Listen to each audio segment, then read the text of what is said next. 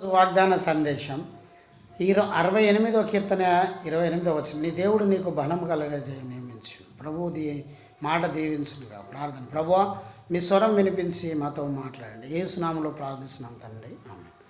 ఈరోజు నీ దేవుడు నీకు బలము నియమించి ఉన్నాడు. బలహీనులకు దేవుడు బలము కలగజేయవాడని కీర్తనకారుడు తెలియజేసి ఈ మాట సెలవిచ్చినారు.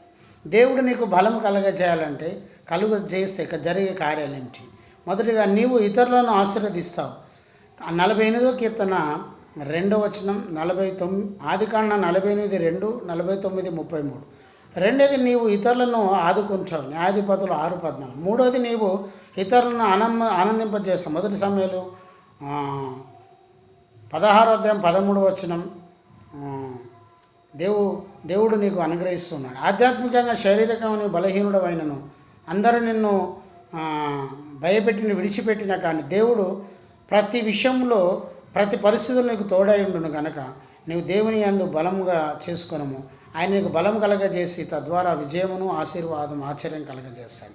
ప్రభువైన యేసుక్రీస్తు ఈ మాట దీవించడం కాక. ప్రార్థన. ప్రభు ఈ మాటను దీవించండి. యేసు నామములో ప్రార్థిస్తున్నాం తండ్రి, ఆమేన్. తండ్రి, కుమార పరిశుద్ధాత్మ త్రియేక దేవుని సన్నిధానం సదాకాలం మీకు తోడునీడై ఉండును కాక. ఆమేన్.